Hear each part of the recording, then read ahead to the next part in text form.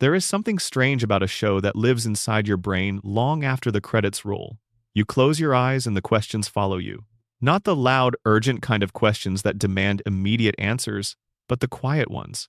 The kind that settle softly into the back of your mind and stay there, comfortable and warm, like something you are not quite ready to let go of.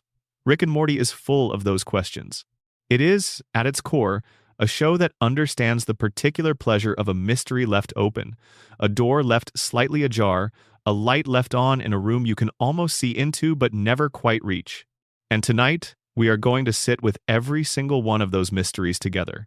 We are going to trace them slowly, carefully, the way you trace your hand across a map of a place you have always wanted to visit but never quite gotten to. There is nowhere to be. There is nothing to rush toward. Just the quiet hum of the universe and all the things inside it that nobody has answered yet. The show has been running since 2013, and across 8 seasons and well over 80 episodes, it has accumulated a remarkable collection of things it has chosen not to explain. Some of those things were left open accidentally, the casualty of a writer's room moving fast through an enormous quantity of story. But some of them, the best of them, were left open on purpose, deliberately, with care, because the people making this show understand something that not every storyteller does, which is that a mystery well-maintained is worth more than an answer cheaply delivered. So settle in, pull the blankets up, let the familiar voices of a mad scientist and his anxious grandson fade into something soft and distant, and let the questions carry you somewhere warm and strange and just slightly out of reach. The universe of Rick and Morty is enormous and weird and full of corners that nobody has looked into yet. And tonight, those corners belong to you. Before we go any further into the mysteries, drop a comment and tell me where in the world you are watching from and what time it is where you are. There is something genuinely wonderful about the idea of people in 100 different places, across 100 different time zones, drifting off to the same questions about the same fictional universe at the same time. And if you have not already, please consider subscribing. It takes about 2 seconds, and it means we get to keep making videos like this one for a long, long time. Section 1. The origin of Rick Sanchez, the man who chose to break. Every great mystery in Rick and Morty flows back to one source. One person, one decision made in a garage on an unremarkable Tuesday in an otherwise ordinary dimension. It flows back to Rick Sanchez, the smartest being in any universe you care to name, and the very specific way he became who he is. But here is the thing that makes Rick's origin one of the most quietly devastating mysteries in the entire show, even now. Even after the seasons have given us more information than we expected to receive. We know the facts, we know the broad strokes, we know the outline, and yet the mystery only deepens the more you look at it, because knowing what happened is almost nothing at all compared to understanding why, and understanding the why of Rick Sanchez is something the show has very deliberately decided you never quite get to do completely. Here is the outline. A version of Rick arrived at the garage of a younger, happier version of the same man, offering him the secret of interdimensional travel, a universe-level gift. The kind of thing that changes everything, that opens every door, that makes the ordinary world feel cramped and small by comparison. The younger Rick refused. He had a wife he loved, a daughter, a life that was, by the standards of what most lives are, genuinely good. He was happy in a way that the person offering him the gift apparently was not, or could not tolerate witnessing. And so the other Rick, the one who became known as Rick Prime, dropped a bomb on the garage, and Diane was killed. And young Beth was killed too. In that dimension, though Beth in other dimensions lived on, growing up without Rick, making her life with the pieces she had.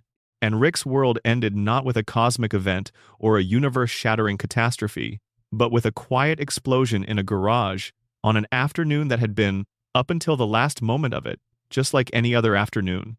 We know all of that now. The show confirmed it across multiple seasons, building to the confrontation in Season 7, when Rick C-137 finally caught up with Rick Prime and did what he had been building toward for decades. But knowing the facts does not mean understanding the man. And the question of why Rick Prime did it is, if you allow yourself to sit with it, one of the most unsettling questions the show has ever raised. Rick Prime is, in almost every measurable way, a version of the same person, the same brain, the same intellect, the same face. Two Ricks standing across from each other in a garage, and one of them capable of looking at a woman and a child and choosing to end them both simply because the other said no. This is not the act of a villain with a comprehensible motivation. It is not conquest. It is not resource acquisition. It is not revenge in any traditional sense, because what was there to revenge? The younger Rick simply declined an invitation. He said no to a portal gun and a life of infinite adventure, and what followed was the murder of his entire family. And when you sit with that long enough, something deeply cold settles into the center of it. The answer that the show slowly reveals is that Rick Prime did it for reasons that were fundamentally personal and fundamentally frightening. He did it because he could. He did it because the younger Rick's refusal offended something in him. He did it because a version of himself choosing family and stability and quiet love over the infinite chaos of the multiverse was something he could not tolerate. It was a mirror he wanted to shatter. Because Rick Prime had already made his choice. He had already stepped into the multiverse and left everything behind. And seeing another version of himself who had not done that, who was happy, who was choosing to stay, who was choosing small and human things over the intoxication of infinite knowledge, something about that broke something in Rick Prime. Or, more accurately, revealed what had already been broken. This tells us something about Rick C-137, the Rick we travel with, that no other piece of information quite manages to say. Because Rick C-137 chose differently. Before the bomb, before the loss, before the grief that calcified over decades into something that no longer looked like grief at all, but had become the organizing principle of an entire life. Our Rick was a man who looked at an infinite universe and chose a garage. He chose a wife. He chose a daughter. He chose small things. Human things. The kind of things that are embarrassing to choose when you have the capacity to choose anything. And in doing so, he became the one thing Rick Prime apparently could not tolerate in another version of himself. A Rick who believed love was worth more than infinity. That is not a small thing. That is the central thesis of everything Rick C-137 is, even now. Even buried under all the alcohol and the nihilism and the decades of violence and the practiced indifference he performs for everyone around him. Underneath all of that, there is a man who once chose love. And that choice and everything it cost him is the gravitational center of the entire show. The mystery that remains even after all of these years and all of these seasons is the question of what Rick C-137 would have become if none of it had happened. If the bomb had never fallen. If Diane had lived. If Beth had grown up with her father in the house. If Rick had simply continued to be the man he was on that ordinary afternoon before the other version of himself arrived. There are glimpses of this counterfactual scattered across the show, always slightly out of reach, always in the corners of scenes rather than at their center.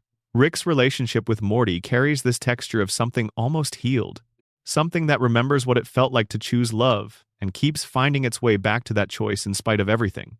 The man who turned himself into a pickle to avoid going to family therapy, the man who drinks himself insensible on a regular basis, the man who has built a life out of making sure that nothing can touch him too deeply, is the same man who, in his deepest and most unguarded moments, reveals that he has never actually stopped loving the people in his life. He has just buried it under so many layers of protection that he can barely find it himself anymore. What would the Rick who stayed have looked like, decades on, with Diane alive beside him and Beth growing up and maybe grandchildren eventually arriving in the ordinary way grandchildren arrive? Through time and love rather than through interdimensional designation and circumstance? The show has never answered this. It has gestured toward it in the way that dreams gesture toward things, showing you something that almost has the shape you are looking for, and then dissolving when you try to look directly at it. And that dissolution is itself part of the mystery. Because the show is telling you that this particular truth is not the kind that survives direct examination. It can only be glimpsed sideways, in the way that Rick's love for Morty is most visible in the things he does not say and the actions he takes when he thinks nobody is drawing conclusions from them. There is one more thread worth pulling here, and it is the thread that connects Rick's origin to the specific shape of his relationship with Morty. Rick C-137's original Beth died as a child. He never had a Beth of his own who grew up and had children and built a suburban life in the way that Beth Smith built one. The family he is currently attached to, the family whose garage he turned into a lab and whose Morty he has taken on adventures across the Central Finite Curve, is not his family in any original sense. They are the family of a dimension he moved into after the one he was hunting. Rick Prime through conveniently provided a vacancy. The Rick and Morty of that dimension died in an adventure gone wrong. C-137 buried them in the backyard and moved in. That event, shown in the Season 1 episode Rick Potion Number 9, is one of the most quietly harrowing things the show has ever done. Rick and Morty fix a love potion disaster by moving into the lives of the versions of themselves who have just died.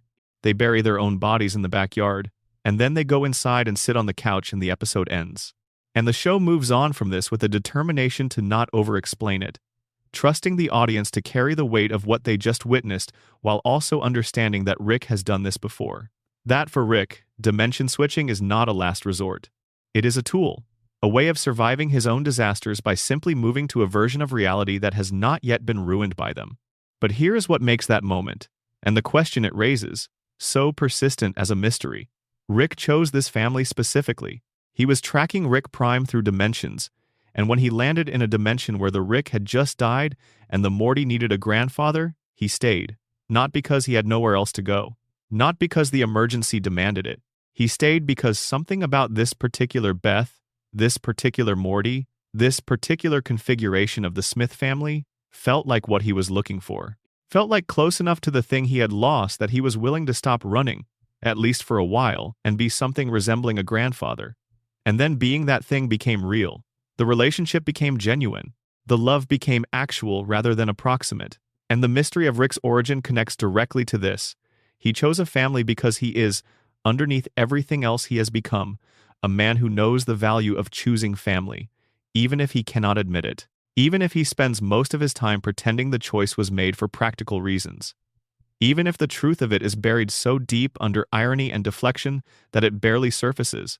Rick's origin is the wound the show will never quite stop probing. And the question of who he was before the wound, and who he might have been without it, is the question that makes every other question in the show richer.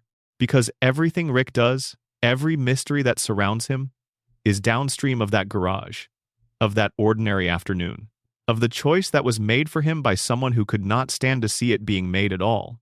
Section 2. Evil Morty, the mystery that wore an eye patch and won.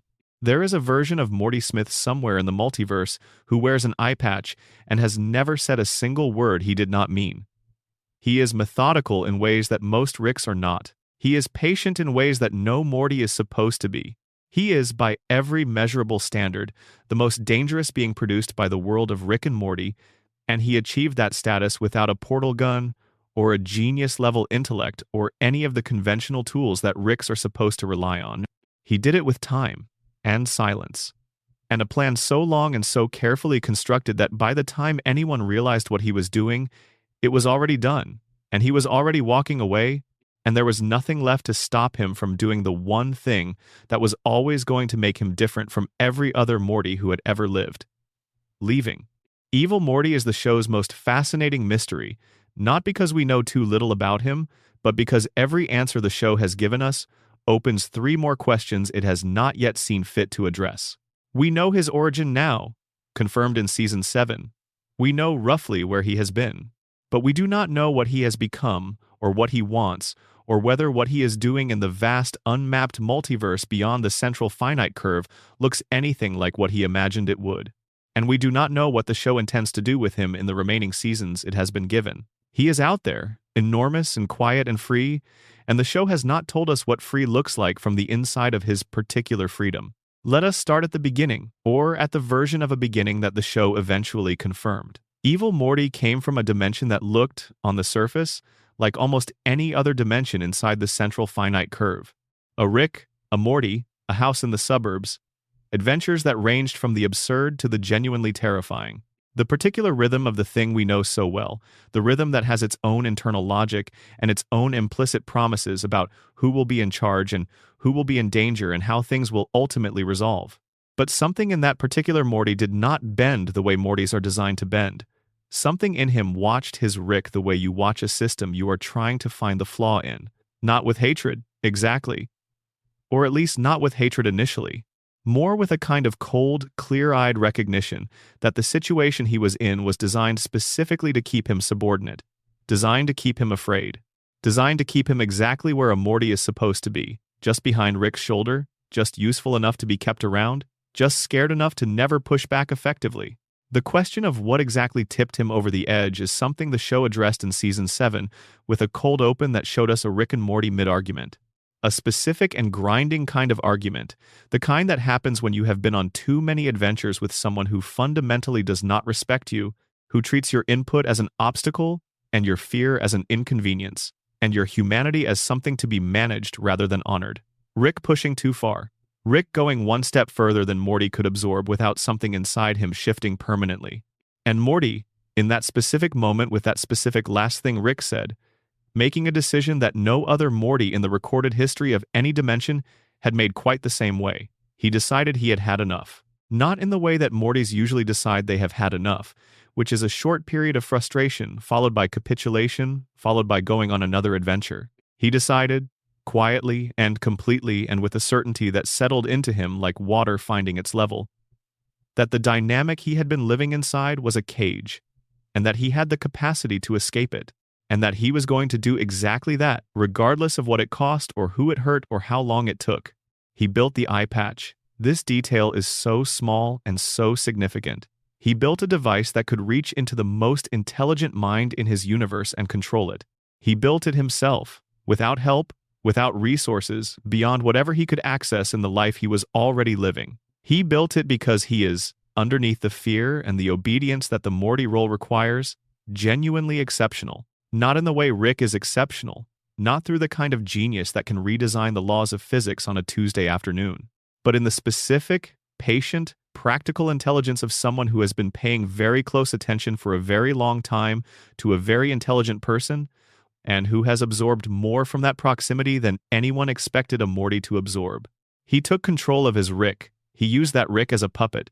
He sent that Rick out into the multiverse to kidnap and torture other Mortys, building toward a plan that the first season's Citadel investigation was meant to unravel, fully expecting that the investigation would bring him to the attention of Rick C-137 specifically, whose brain he needed to scan in order to understand the architecture of the Central Finite Curve. Every step he took was a step toward that understanding. Every action he took was in service of a goal that, when it was finally revealed, was simpler and more profound than anyone had theorized. He did not want to rule the multiverse. He did not want revenge on Rick as a species. He did not want power for its own sake. He wanted out. He wanted to leave the system entirely, to go somewhere it did not apply, to find out if there was a version of existence that did not require him to be someone's appendage. The election to the presidency of the Citadel was not his goal. The presidency was a tool, a vehicle for accessing the Citadel's dimensional drive, which was the technology he needed to do the one thing the Central Finite Curve was designed to prevent anyone from doing, crossing it. He won the election. He took control of the Citadel. He used its resources. He punched a hole through the wall, and then he flew through it in a ship with a yellow portal gun, and the season ended, and we did not follow him. We were left at the threshold, watching him go, not knowing what was on the other side. His return in Season 7 filled in the origin story we had been missing, but it also added new layers to the mystery, because what it showed us was a version of Evil Morty who had found what he was looking for, or something close enough to it that he was willing to call it peace, who was then disrupted by Rick's actions reverberating across even the dimensions he had escaped to. He helped Rick. He helped defeat Rick Prime. He took the Omega device plans and left with them. And the reasoning the show implied was not vindictiveness but practicality. He has tools that the multiverse outside the curve might require. He has knowledge that is useful in ways that nothing inside the curve prepared anyone for. And he is, above everything else, someone who has never done anything without a reason, who never takes an action without understanding where it fits in the larger sequence of what he is building toward. What is he building? That is the mystery that the remaining seasons of Rick and Morty will presumably need to address, and it is a mystery with no satisfying provisional answer. The show has confirmed through at least Season 12. Evil Morty appears in odd-numbered seasons, based on the pattern established through Season 7. That means he will be back, probably more than once, and each return will add something to the picture of who he is becoming in his freedom. But right now, the picture has a very large section that is simply blank, vast and white, and waiting to be filled in. There is also the question that Evil Morty's existence raises about our own Morty, And this is a question that gets more interesting the longer the show runs. Evil Morty did not begin as Evil Morty. He began as an ordinary Morty, anxious and compliant, and afraid in all the ways that Mortys are supposed to be. He was made into something else. By the adventures, by the disrespect, by the accumulated weight of being treated as a sidekick by someone who controlled every significant variable of his life. He was built, incrementally and without anyone noticing, into the most dangerous thing in the multiverse. Our Morty is having a different experience. His Rick is a different Rick, more genuinely attached, more capable of something resembling care, less purely predatory in the way the relationship is structured. But Morty has still been through things that no teenager should have survived. He has had memories erased. He has buried himself in a backyard. He has been to war. He has made decisions that cost people their lives. He has been treated, on a regular basis, as a resource rather than a person. And the show has tracked, season by season, the way these experiences are changing him. He is less afraid than he used to be. He is more decisive. He cares less about the people caught in the crossfire of adventures. He is, in other words, slowly becoming something that the show has consistently framed as loss rather than growth. How far is he from the cold water where Evil Morty swims? The show has never said. It has never drawn the line clearly. And that ambiguity is the most frightening thing about it. More frightening than any explicit danger Morty has ever faced, because the threat is not external. The threat is internal. The threat is who he is becoming, without necessarily choosing to become it, shaped by proximity to Rick the way that all of the people in Rick's orbit are shaped, bent and changed and made into something the pre-Rick version of them would not entirely recognize. Evil Morty is the ghost that walks ahead of our Morty, the destination that the road our Morty is on leads to if nothing intervenes. And the question of whether something will intervene, of whether our Morty will find a way to stop short of that particular cliff edge, is the question that makes watching him every season feel like watching someone walk through a beautiful landscape toward a drop they cannot see from where they are standing. Section 3. The Central Finite Curve. The wall around everything. Imagine that you have lived your entire life inside a snow globe. You have traveled extensively within it. You have seen remarkable things and gone to extraordinary places and met fascinating beings from dimensions you could not have imagined before you visited them. The universe, within the globe, is effectively infinite. There is more in it than you could ever explore. You have never once felt constrained by its edges. And then one day someone tells you that the snow globe was built. Built deliberately, built carefully, built by one man for one man, and that the world outside it is so incomprehensibly larger that everything you have experienced was, by comparison, an echo in a teacup. That is essentially what the Central Finite Curve reveal does to the entire preceding history of Rick and Morty. And the mystery that surrounds it is not simply the fact of its existence, though that fact is remarkable enough. It is everything that its existence implies about Rick, about power, about what a brilliant person does with their intelligence when they are terrified and grieving and will not admit to being either. The Central Finite Curve is, in its simplest description, a construct. A deliberate division within the genuine infinite multiverse.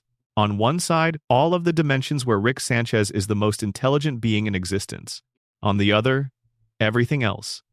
Everything that Rick decided did not concern him. Every dimension where he might be ordinary, where other beings might surpass him, where the rules of the universe might not bend in his favor the way they do when he is the benchmark against which all other intelligence is measured. Every adventure Rick and Morty have ever gone on happened inside this construct. Every alien civilization they have visited, every alternate Earth they have stumbled through, every reality opened by the portal gun's green light has been a reality inside Rick's carefully maintained bubble of dominance. When you portal anywhere with Rick, you land somewhere he is already on top. That is not coincidence. That is engineering. Rick C-137 helped build it. He helped design it. The scan of his brain that Evil Morty needed in order to break through the curve was necessary because the architectural knowledge of how it worked was stored in Rick's mind, because it was his mind that originally conceived of the structure. He built the wall. He drew the boundary. He coded the portal guns to operate within it, so that every Rick who ever used green portal fluid was operating within a limited multiverse, a carefully selected subset of everything that exists, and doing so without necessarily understanding why their portals could reach certain places and not others. And then he walked away from the citadel that administered it. He rejected the organization. He became the malcontent, the rogue, the problem Rick that the council kept having to address. He continued to benefit from the curve every time he used his portal gun, but he refused to participate in the collective project of the Ricks who maintained it. And the mystery within the mystery is this: why did he build something and then step back from it? What happened between the Rick who co-founded the Citadel and the Rick who despises everything the Citadel represents? The most emotionally coherent answer, the one that fits the shape of what we know about Rick's history, is that the curve was built during the worst period of his life. After Diane's death, after the years of hunting Rick Prime through a genuinely infinite multiverse that had no limits, no certainty, no guarantee that anything he could build or do would be enough to protect him from whatever was in the next dimension. He built the curve the way a traumatized person builds rituals, as a way of creating predictability in a world that has demonstrated its willingness to be catastrophically unpredictable. If Rick is always the smartest being in any room the portal gun can reach, then nothing in any room the portal gun can reach can surprise him the way Rick Prime surprised him. If the multiverse is bounded in a way he controls, then the multiverse is, in some limited but meaningful sense, safe, or as close to safe as a man who has already lost everything can make it. If that reading is correct, then the Central Finite Curve is not just a monument to Rick's ego. It is a monument to his grief. A cosmic security blanket, scaled to infinity, built to ensure that the one thing that undid him could never undo him again. And when you understand it that way, Rick's eventual rejection of the Citadel takes on a different character. Because at some point, the thing he built to protect himself started to feel like the thing that was keeping him trapped. The control that was supposed to feel safe started to feel like suffocation. The certainty that was supposed to be comforting started to feel like the absence of everything that actually matters, like the absence of genuine surprise, of genuine risk, of genuine connection with anything he had not already planned for. And Rick, who is many terrible things but who is always, underneath all of them, the man who once chose love over infinity, could not live in a world he had personally rigged. Not forever. Evil Morty's description of the curve, in the Season 5 finale, was the most precise and the most damning. An infinite crib built around an infinite baby, the baby being Rick, everything framed around his needs, his comfort, his sense of himself as the one who is always on top. And there is truth in that reading, undeniable truth, the kind that is uncomfortable precisely because it is accurate, but it is also incomplete, because the baby in the crib is a baby that was hurt very badly and built the crib because it did not know how else to survive.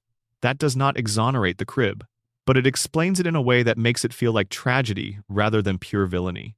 The question that the curve's existence most insistently raises, and that the show has not yet answered in any detail, is what lies outside it. We know it is there.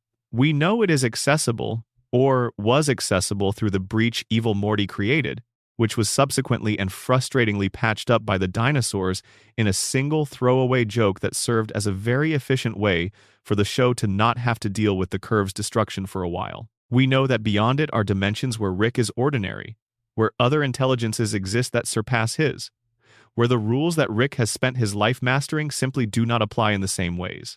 We know Evil Morty went there and found something worth staying for, at least until Rick's actions disturbed even that refuge. But we have never seen the outside, not clearly, not in a way that gives us any concrete sense of what it looks like.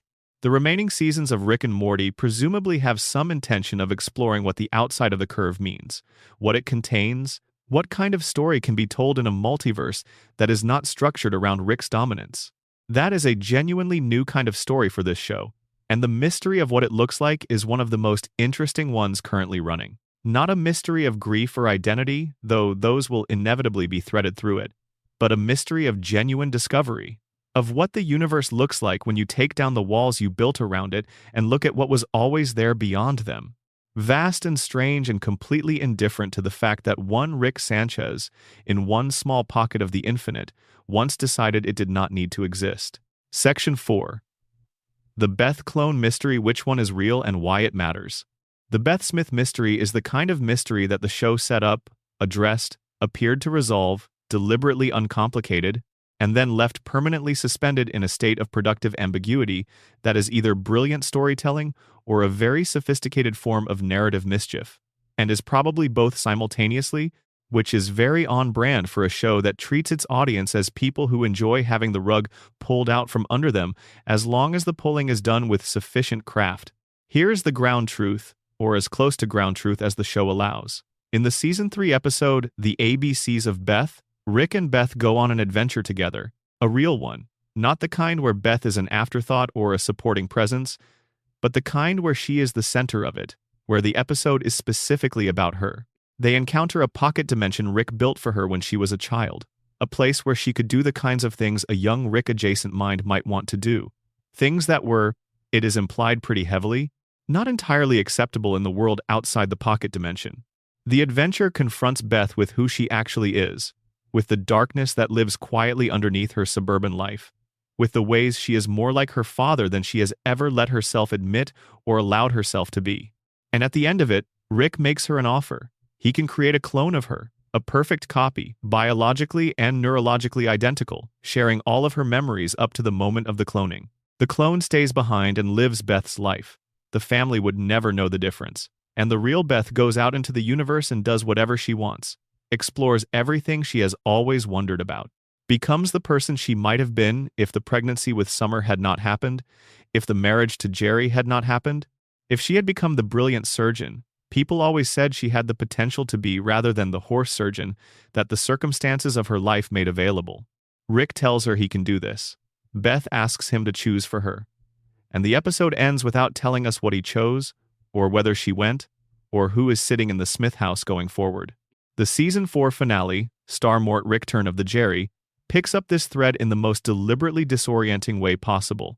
A woman appears. She calls herself Space Beth. She is every inch a Beth who has spent time in the universe, confident and strange and carrying the specific texture of someone who has seen enough of the cosmos to make a suburban house feel like a terrarium. And Family Beth is there too.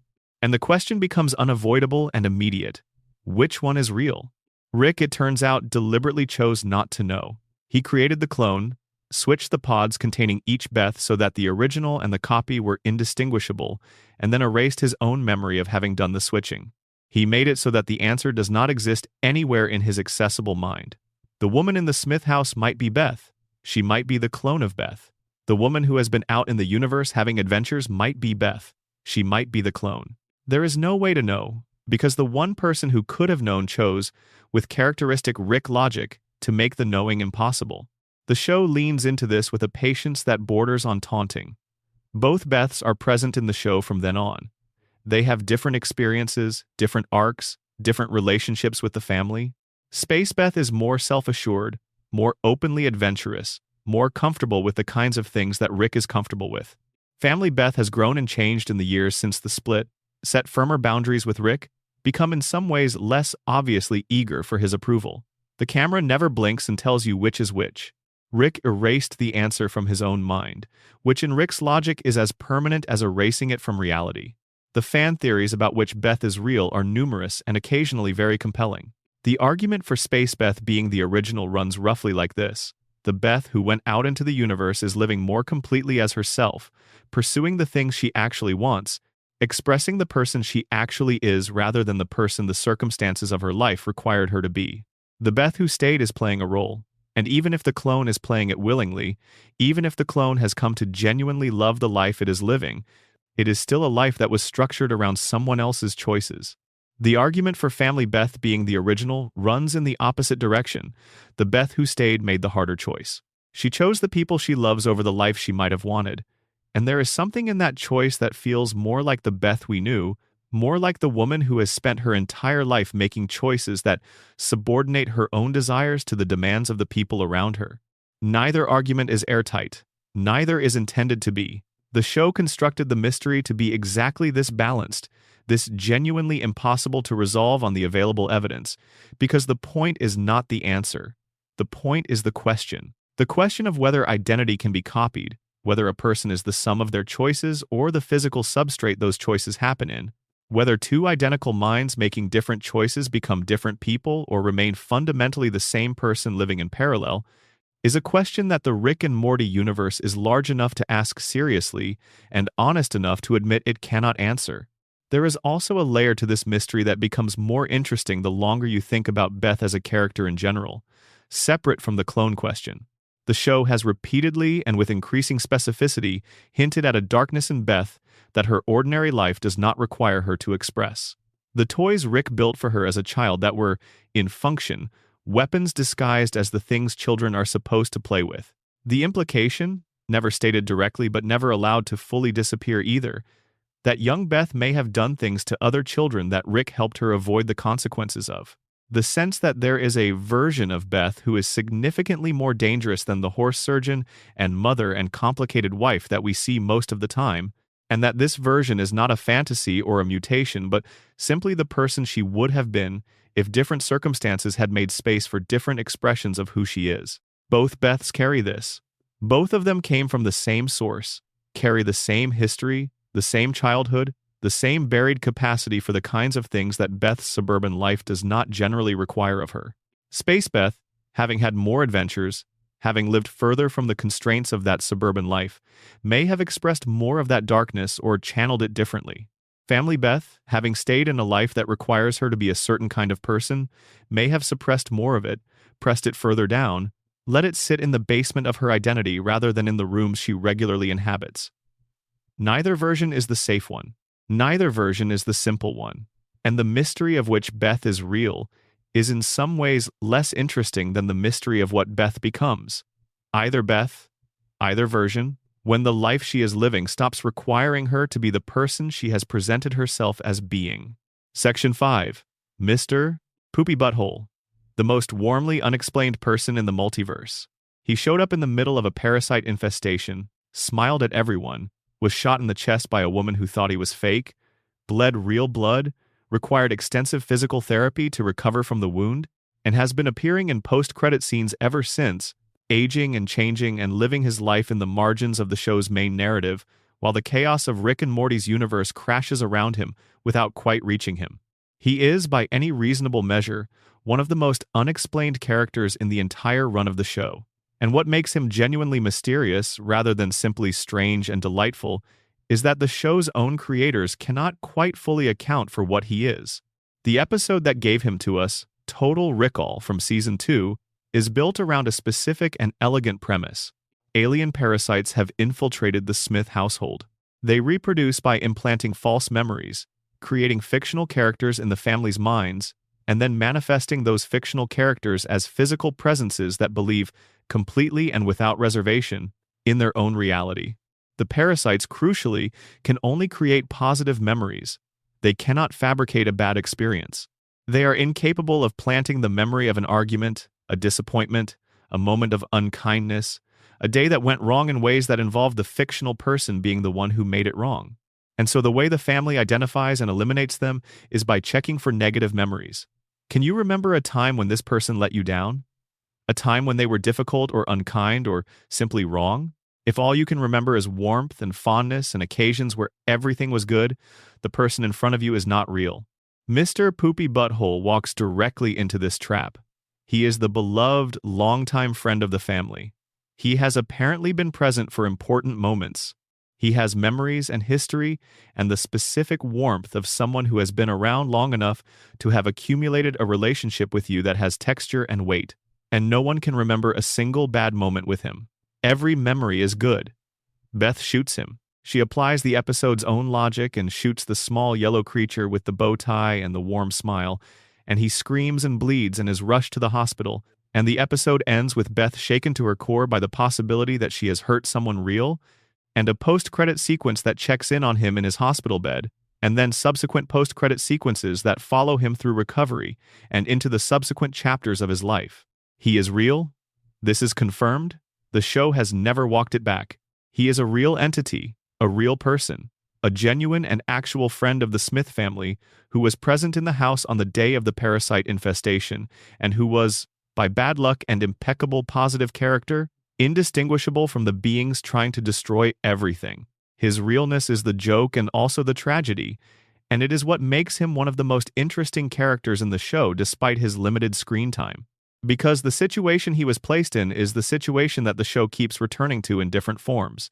The idea that genuine goodness, genuine warmth, genuine consistent kindness is so rare that it becomes suspicious. That in a world full of performance and manipulation, and people who say what you want to hear in order to get what they want from you, someone who is simply and unperformatively kind looks exactly like the fake thing. The mystery of his origin is the mystery that nobody has resolved. How did he come to know the Smith family? What is his species?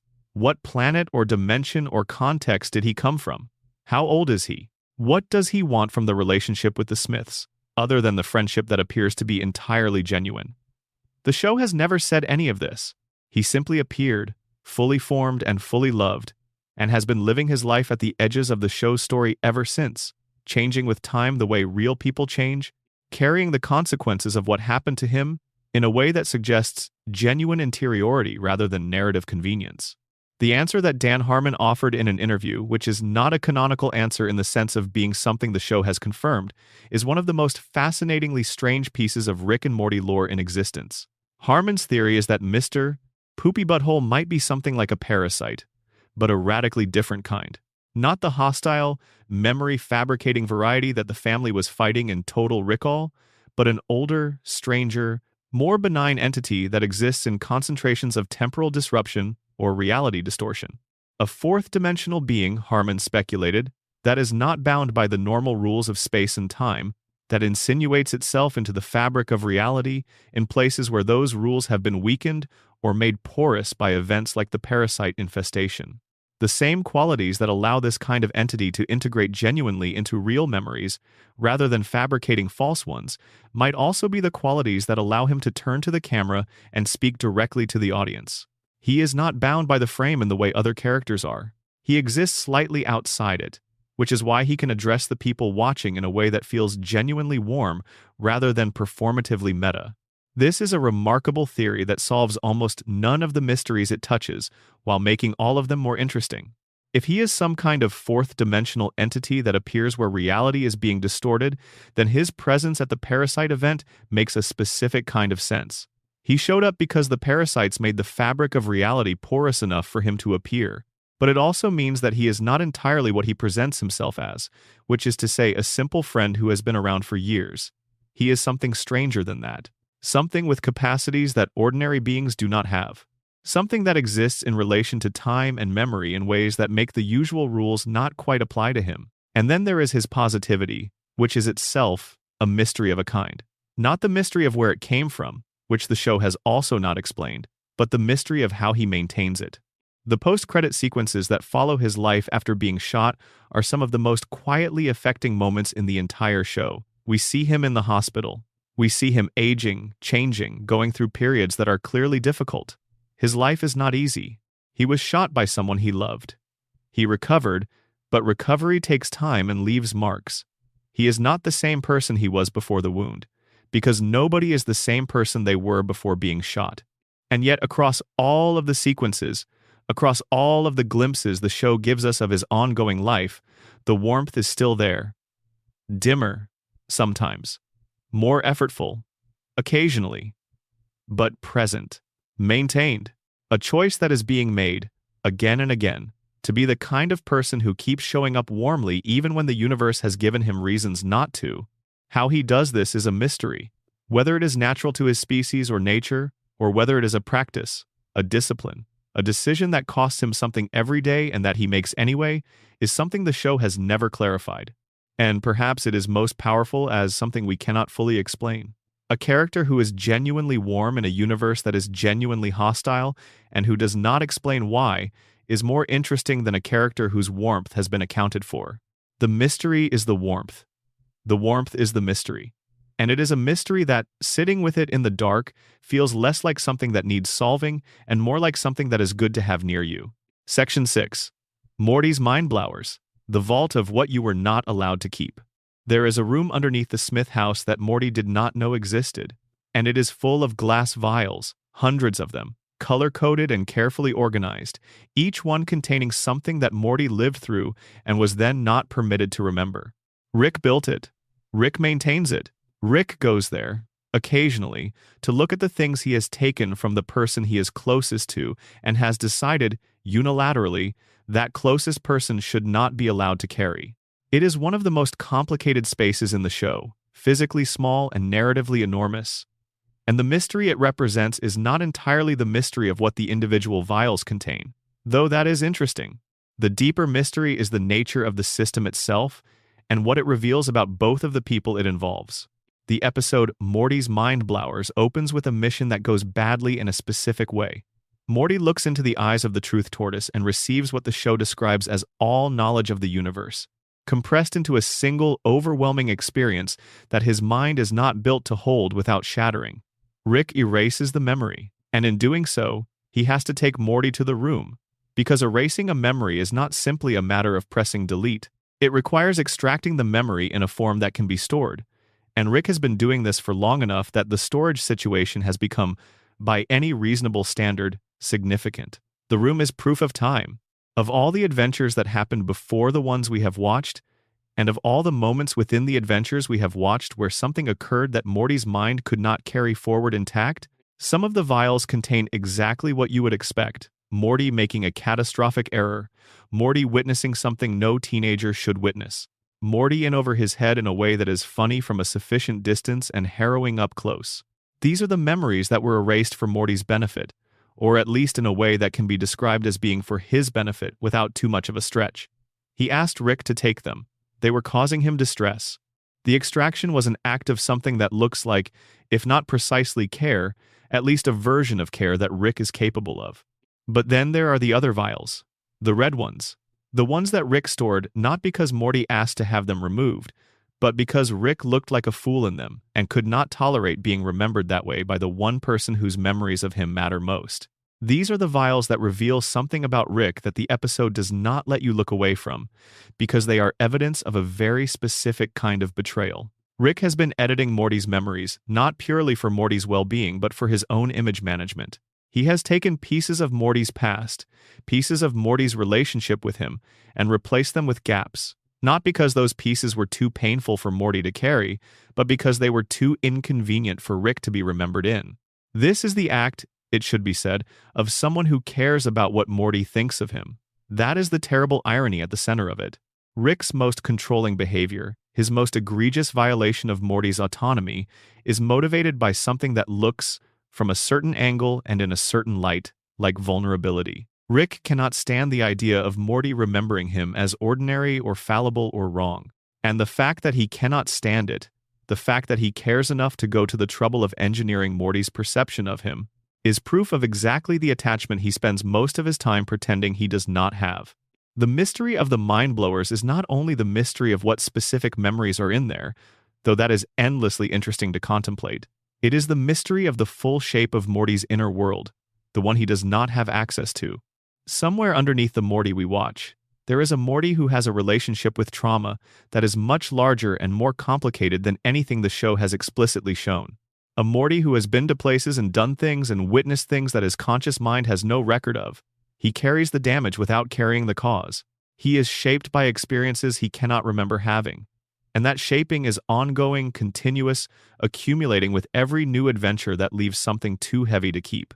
The episode also raises a question about what it means to consent to having your memory erased. Morty has agreed to some of these extractions, but not all of them.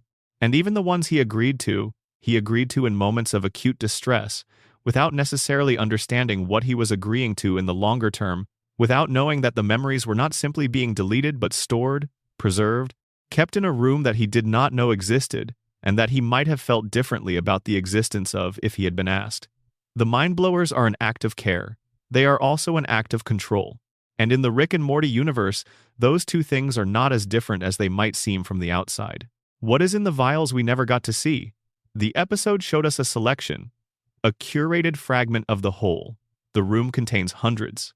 The adventures we have watched represent a fraction of the ones that have happened. The vials represent a fraction of the moments within those adventures that were too heavy to carry forward. The universe of things Morty has been through and not been allowed to keep is enormous, and we have glimpsed only a small corner of it. It is, in its way, the show's most honest statement about the gap between what we see and what is actually happening, about the vast proportion of any person's experience that never gets shown, never gets witnessed, never becomes part of the story that is told about them. Morty's full story is in those vials, and we are never going to see most of it. Section 7. The Cthulhu in the opening credits, an adventure that never got its episode. Every single episode of Rick and Morty begins with the same sequence of images. The familiar synth notes, the flash of chaos, a rapid-fire collage of visuals that each gesture towards something larger, each promising an adventure or a consequence or a glimpse of the show's wider universe.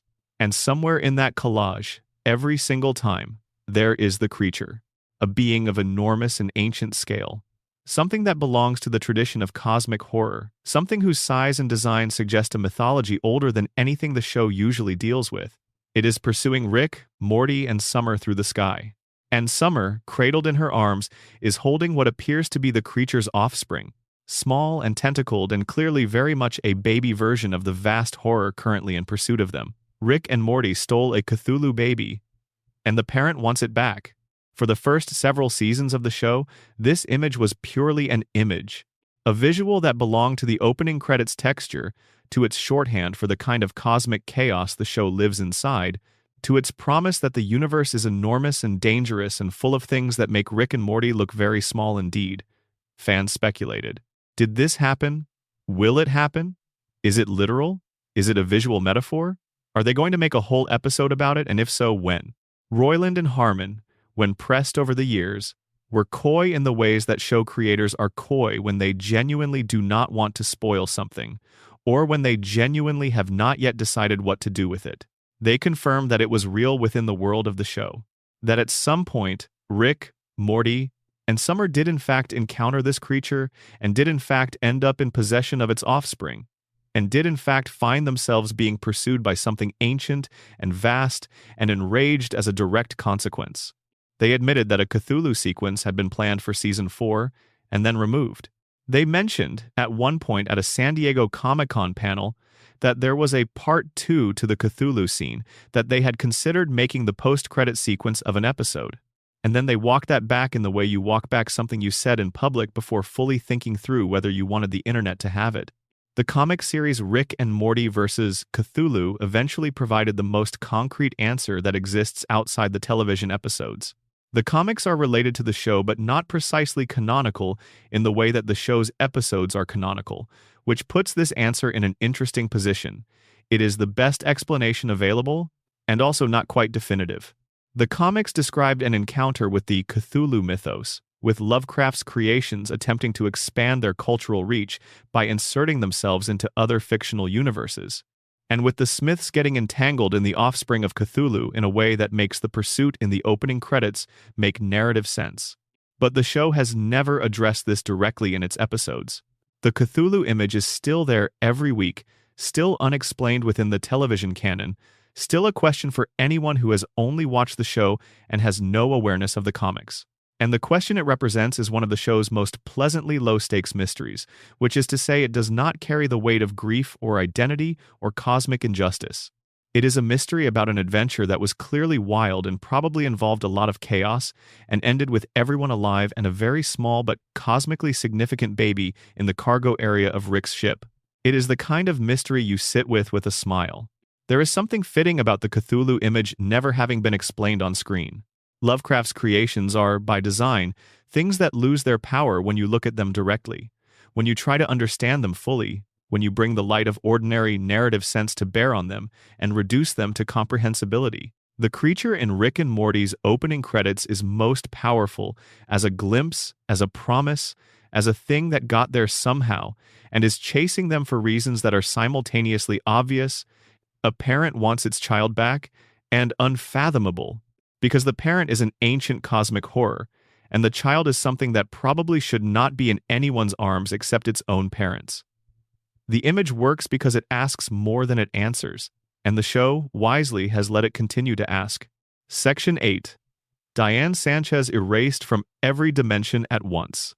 The most devastating mystery in Rick and Morty is the one that has mostly been answered, because the answer is so much worse than anything the lingering question had allowed you to imagine. For the first several seasons of the show, Diane Sanchez was a ghost, Rick's wife. The woman whose death set everything in motion. Her absence from the multiverse was a gap that the show acknowledged but did not explain, and the lack of explanation left open the comfortable possibility that somewhere out there, Across the infinite dimensions that the portal gun could theoretically reach, there were Dianes. Versions of the woman Rick loved, living their lives, making choices that were different from the ones that Rick's Diane had made or had the chance to make, aging and changing, and simply existing in the way that everyone else Rick has ever lost continues to exist somewhere in the infinite. The multiverse is infinite. Nothing is entirely gone. That is one of the few genuinely comforting things about it. There are always other versions. And then Season 7 told us what Rick Prime had done with the Omega device. And the comfort evaporated.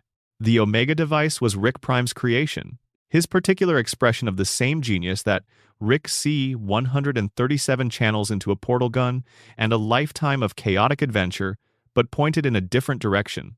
Where Rick C 137's intelligence is oriented, however chaotically, toward experience and connection, and the addictive enormity of a universe that has no limits, Rick Prime's intelligence was oriented toward control and the elimination of things that made him feel something he did not want to feel. The Omega device could erase a person not just from one dimension but from every dimension simultaneously. It could reach across the entire infinite multiverse and find every single version of one individual, every parallel life being lived by every iteration of that person across every dimension that had ever branched from the original probability tree, and unmake them all at once. Not kill them in the way that Rick can be killed in a dimension and then exist in another. Erase them from everything, from everywhere, so completely that they simply are not, in any version of anywhere, any longer. Rick Prime used this on Diane. He used it after already having killed Rick C 137's Diane in the original garage bombing. He used it after killing Diane's in other dimensions where other Ricks had also refused his offer of interdimensional travel, using individual deaths as a systematic and methodical punishment for the crime of choosing love over his vision of what their shared intellect should be used for. And then he used the Omega device to make sure the job was complete, to make sure that there was not a single Diane Sanchez left anywhere in the infinite space of everything that exists. Every branch of the probability tree that would have led to a living Diane was excised. Every dimension where she might have grown old was emptied of her. She was removed from the fabric of possibility itself. This is why there are no Diane variants in the show. The show established early on, and built its world-building around the fact that most people in Rick's life exist in multiple versions across the multiverse. You can find other Beths, you can find other Jerrys, you can find other Summers, other Mortys, other Ricks, in effectively unlimited quantity. But Diane is simply absent across all of them. Not dead in any specific dimension, but non-existent in all of them. She is the one person in Rick's world who has no alternate life being lived somewhere else, no other version making different choices, no counterpart who survived and grew and continued. She was taken out of the multiverse the way you take a thread out of a piece of fabric, pulling it from every part of the weave at once so that nothing remains. The specific horror of this is not just the scale of it. It is that Rick Prime did it apparently because he could not stop himself from doing it. Because a Diane Sanchez existing anywhere in the multiverse was, to Rick Prime, an unacceptable fact. Because having once offered Rick C 137 the freedom of infinite knowledge and been refused, because that refusal having been made for love, because that love having been real and chosen and sustained in exactly the way Rick Prime had apparently decided should not be sustained, the continued existence of the object of that love in any form was something he was willing to expend enormous effort to eliminate. It is a monstrous act. It is also, in its own twisted way, evidence of how seriously Rick Prime took love as a force. He understood how powerful it was. He understood what it had almost made Rick C 137 into, and he was terrified of it, or something like terrified, in the way that someone is terrified of the thing that had the power to make a version of themselves choose differently. Rick killed Rick Prime. He got what he had been building toward for decades. He did not use the interval between getting the Omega device plans and landing the final blow to secure the possibility of reversing what had been done to Diane. He chose the kill over the recovery. And the show frames this not as a mistake exactly, but as very recognizably Rick. He chose the thing that felt like agency, the thing that looked like power, the thing that gave his grief a direction and let it express itself as violence, rather than sitting with the much harder and less satisfying possibility of trying to undo what had been undone. And Diane remains gone. Gone from every dimension. gone from every branch of every probability, existing only in Rick's memories, and in the grief that those memories sit inside, and in the show's ongoing and unresolved question of what Rick does with himself now that the quest of revenge that held his grief in place for decades has been completed. Section 9. Squanchy, the hero of the wedding and the mystery of after. Of all the mysteries in Rick and Morty, the one surrounding Squanchy is perhaps the most intimate in scale. Not in the sense of being about deep philosophical questions or multiverse-spanning consequences, but in the more human sense of being about a friend who went into something dangerous and did not come back out in any visible way. And the quiet, persistent grief of not knowing what happened to them. Squanchy is, in terms of narrative function, one of the simpler characters in the show. He shows up. He is loud. He loves parties. He uses the word squanch in approximately 12 different meanings within any given sentence. He is, until the moment that he definitively is not, the show's most reliable source of chaotic energy in scenes that also contain Rick and Birdperson, providing a kind of loud, enthusiastic third note to a chord that would be more serious without him. And then the wedding happens. Tammy reveals herself as a Galactic Federation agent. The room, which was a celebration a moment ago, becomes the other thing that celebrations become in Rick and Morty when the universe is feeling particularly punishing, which is a massacre. And Squanchy, the party animal, the creature who has never been asked to be anything other than fun and chaotic and enthusiastically present, does something that the show had not prepared you to expect from him. He transforms. Not metaphorically. He actually transforms, growing into something enormous and powerful and ready to fight, using some capacity that the show had never hinted he possessed, deploying it not in service of himself or his own survival, but in service of giving Rick and whoever else could escape the time to get out. He throws himself at Federation soldiers with no plan beyond the plan of buying time for his friends. The scene cuts away from him mid-fight, and then he is simply gone. Not confirmed dead, not confirmed captured, not confirmed anything. The aftermath of the wedding and subsequent episodes does not tell us what happened to Squanchy. The Federation has been defeated in various ways as the show has progressed, but Squanchy's specific fate within any of those events was not something the show chose to make explicit for a significant stretch of seasons. He fell off the edge of the story at the moment of the most important thing he ever did on screen, and the show left the uncertainty there, unresolved, in the way that the real fates of people lost in real chaos are sometimes left unresolved.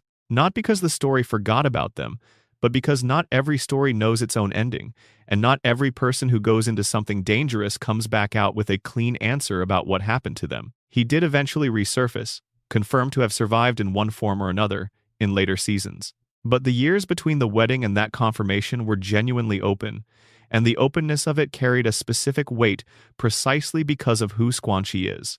If a careful, measured character went missing in a battle, you might assume they survived by calculation, by having had an exit plan, by applying their intelligence to the problem of their own survival. But Squanchy is not careful. Squanchy is not measured. Squanchy threw himself into a fight he had not planned for, using a capacity he had apparently never had occasion to use in the show's timeline, because his recklessness did not let him do the calculation that a more careful person would have done. He did not weigh his survival against his friend's survival and determine that a 3.4-second delay was worth his life. He just went. And not knowing whether that going produced a survivor or a casualty, not knowing whether the enormous and powerful thing he became in that moment was enough to withstand the entirety of the Federation's response to a room full of Rick's associates, was one of the show's most genuinely human uncertainties for a long time. The kind that you carry with you not because it is philosophically complex, but because you liked the person and you want them to be okay and the show will not tell you. The mystery of Squanchy's fate is also, in a quieter way, a mystery about what loyalty looks like when it is expressed through recklessness rather than calculation. Birdperson's loyalty, the show has always been clear, is deliberate. Birdperson chooses to stay. He chooses to commit. He thinks about what commitment means and decides that it is worth the cost and pays the cost with full awareness of what he is paying. Squanchy's loyalty is different. It is impulsive. It is the loyalty of someone who does not stop to calculate the cost, because stopping to calculate is not something Squanchy's nature allows. He helps because he is there and his friends need help, and there is no version of him that looks at that situation and does anything other than go directly into it. The heroism and the recklessness are the same thing. The gift and the trait are indistinguishable. And there is something both beautiful and a little heartbreaking about a character whose most important moment is a product of the same quality that makes him, in ordinary circumstances, kind of a lot to deal with. Section 10. Beyond the Curve. The vast unknown that nobody has seen. We have talked about the Central Finite Curve as architecture, as history, as the monument to one man's grief-driven need for a manageable universe. But we have not fully sat with the question that its existence most provocatively raises, which is not about the curve itself but about what presses against the outside of it. Not what Rick was keeping within his maintained bubble, which was his dominance, his safety, his carefully engineered version of infinite possibility, but what was always already there beyond the wall, in the enormous and genuinely untouched multiverse that no green portal has ever reached. The multiverse inside the curve is already overwhelming in its apparent scale. It is infinite, technically, in the sense that there are infinite variations on the theme of a universe where Rick is the smartest being. But it is an infinity that has been constrained. Every dimension within it operates within a framework that, at its foundation, produces certain outcomes. The intelligence hierarchy always puts Rick at the top. The chaos is always, ultimately, chaos that Rick can outthink his way out of. The limits of what is possible are always limits that still permit Rick to be the most capable thing in the room. It is a manipulated infinity, which is almost a paradox but becomes coherent the moment you understand that Rick is the kind of person who would choose to manipulate infinity rather than simply exist within it. Outside the curve are dimensions where Rick's genius is unremarkable, where other beings have developed or evolved or simply always possessed intelligences that make Rick's exceptional brain a middling thing by comparison, where technologies exist that his understanding cannot account for, where the rules of physics or biology or social organization are so different from what the Central Finite Curve has accustomed him to that his experience within the curve is worse than useless because it trained him to expect patterns that simply do not apply. We have been told all of this in broad outline. We have not been shown any of it in any detail. The implications for the characters we know are substantial. Morty, who has spent his entire life positioned as the sidekick to the smartest being in his universe, has had his sense of his own intelligence calibrated against Rick's. Everything Morty thinks about himself in relation to intelligence, his own inadequacy, his own ordinariness, his own sense of being fundamentally less than in the specific dimension of intellectual capacity, has been measured against a benchmark that is, within the curve, the maximum benchmark. Outside the curve, Rick is not the maximum. Outside the curve, there is no guarantee that the distance between Rick and Morty looks anything like it looks inside. In a dimension where Rick is ordinary, Morty might be ordinary in a way that has nothing unusual about it. Or he might be, relative to whoever is around him, extraordinary. The show has never explored this possibility. It has never put Morty in a context where the measuring stick changes. And the question of who Morty would discover himself to be in a universe where his grandfather is not the smartest thing in it is one of the genuinely interesting questions that the outside of the curve makes available. The same applies to Beth and to Summer. The Smith family has existed their entire lives in a dimension that Rick chose and maintained specifically because it allowed him to be the exception. What does it mean for all of them to potentially encounter a multiverse where that exception has dissolved? Where Rick is just a smart person among many smart people, where his genius does not give him automatic authority over every situation he enters?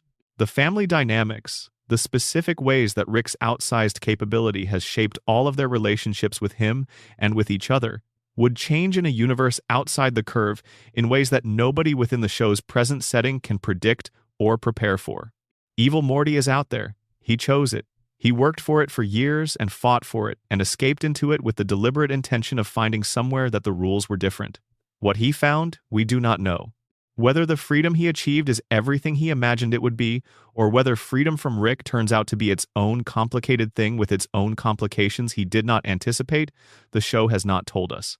He came back briefly, because Rick's actions were disturbing even his refuge. He helped, briefly, in a way that suggested he still has a code of some kind, still has things he is unwilling to allow even in the service of his own peace. And then he left again. What is he building out there? What exists in the dimensions he has access to with his yellow portal gun, the gun that opens doors in a multiverse that no green portal has ever reached? The mystery of what lies beyond the curve is the mystery of the show's future, in a very literal sense. The story inside the curve has been substantially told. The major arcs are resolved. Rick has killed Rick Prime. Evil Morty has escaped. The Citadel has fallen. The great narrative threads that the show spent its first 7 seasons developing have reached their conclusions. And the remaining seasons, the 4 more that have been confirmed, will need somewhere to go. The most obvious somewhere, the one that the structure of the story most clearly points toward, is outside, into the unknown that has been waiting beyond the wall this whole time. What they will find is a mystery that does not yet have even the shape of an answer.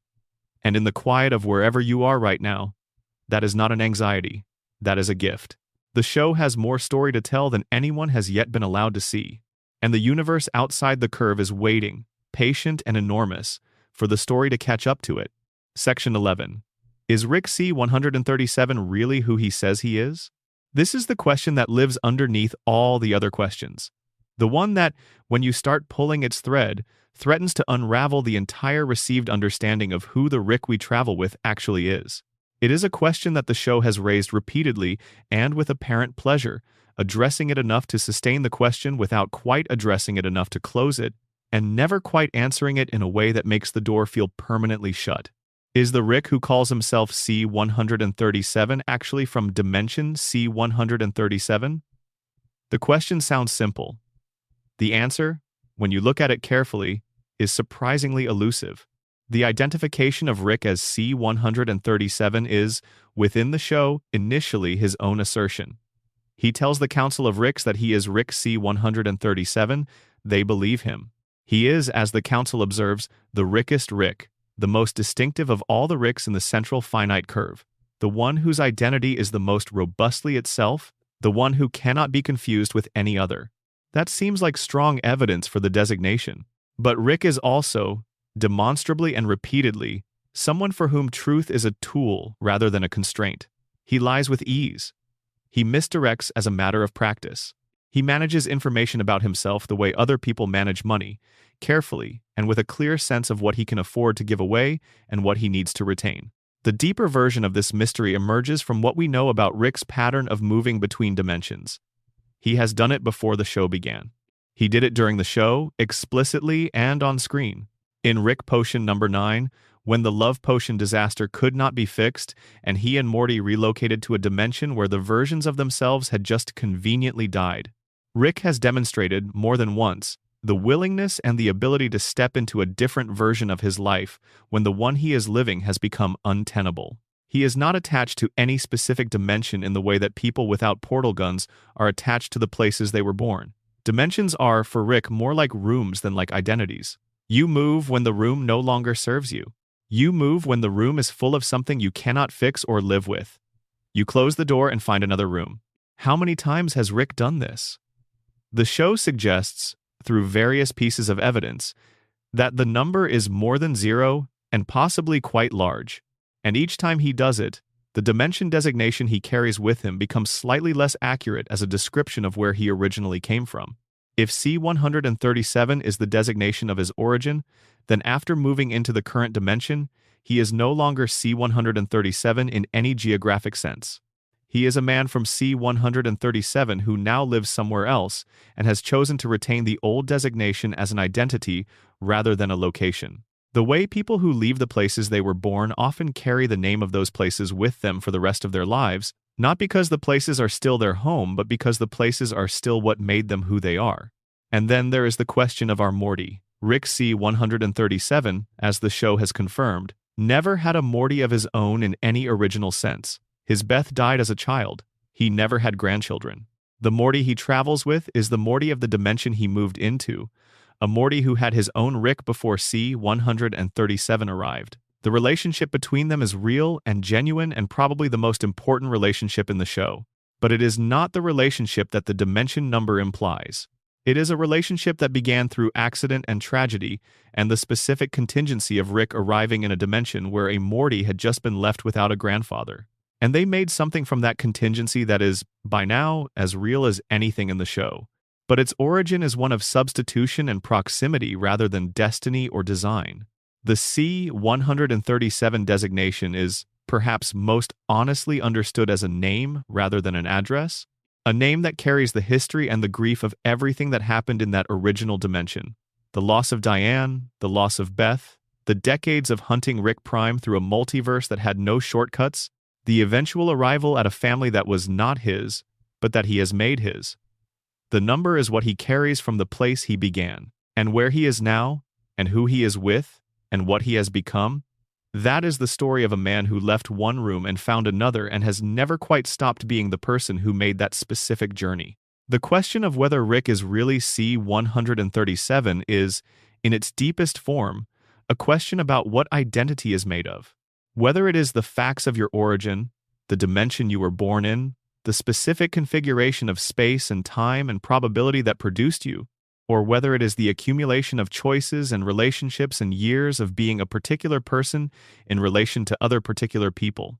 Whether the Rick who has traveled with Morty for all of these seasons, who chose this family and stayed with them and loves them in the specific, complicated way that Rick loves anything, is C-137 because of where he came from, or whether he is something larger and more complicated than any designation, something that carries the weight of many dimensions rather than just one, something that chose to keep one number as an anchor in a life that has moved through more rooms than most people can imagine. Section 12. The Small and Beautiful Mysteries. There are, alongside the grand arcs and the universe-shattering revelations, a collection of smaller mysteries in Rick and Morty that have persisted without resolution and that retain their hold on the imagination precisely because of their smallness. They are the questions that live in corners, the things you remember at odd moments, usually late at night, usually when you are half asleep and your mind is doing that particular kind of free associating that happens just before consciousness gives way. They nag gently rather than urgently. They are the mysteries that do not need solving to be satisfying. What is a plumbus, and what does it do? The show's most celebrated non-mystery, deliberately presented in a way that prevents the question from ever being fully answered. The interdimensional cable episode gave us a commercial for a plumbus, a household object so ubiquitous in its fictional universe that the commercial assumed complete familiarity with its function and spent its entire runtime describing only its manufacturing process, which involves several steps that become increasingly unusual the more carefully you pay attention to them. The plumbus does something. Everyone in the dimensions where it exists knows what it does. The audience of Rick and Morty has been informed of the process by which it is made and given exactly no information about its purpose. The joke is the refusal, the deliberate withholding of the one piece of information that would make the rest meaningful. But the question it generates, asked innocently and left genuinely open, has a particular staying power that most deliberate mysteries lack. What does it do? You will never find out. And thinking about it is, for reasons that are hard to explain, quite pleasant. The butter robot, who exists in one scene and whose entire story is contained within that scene and whose story, despite containing everything, also contains the question of everything. Rick built a small mechanical being for the singular and absurdist purpose of passing butter. The robot, upon learning this purpose, turns to Rick with something that looks exactly like existential horror. "What is my purpose?" it asks. "You pass butter," Rick says. "Oh my God," says the robot. And then it sits with this information and goes back to passing butter, because that is what it was made to do, and the scene ends. But the butter robot did not end. It has reappeared in later seasons, still in the show's periphery, still mechanically functional, still presumably passing butter when butter requires passing. Whether it found peace with its purpose, or whether the existential horror is ongoing under the surface of its competence, is something the show has never told us. Whether a being can find meaning in a task it was designed for rather than chose, whether the absurdity of the task diminishes or enhances whatever satisfaction might be available in it, is a question that the butter robot is sitting with somewhere in the Smith house every day, quietly, with or without butter. The dogs, Snuffles, later Snowball, who developed superintelligence in the first season and built a civilization in the time it took for a single episode to run, and who chose at the end of it to leave Earth entirely rather than conquer it. The dogs built ships. They left. They went somewhere out in the universe to build something of their own, having been given the intelligence to want something and the decency, or perhaps the wisdom, to take that want somewhere that did not involve forcing it upon the species that had originally forced subservience upon them. Where are they now? What are they building? Is the dog civilization thriving?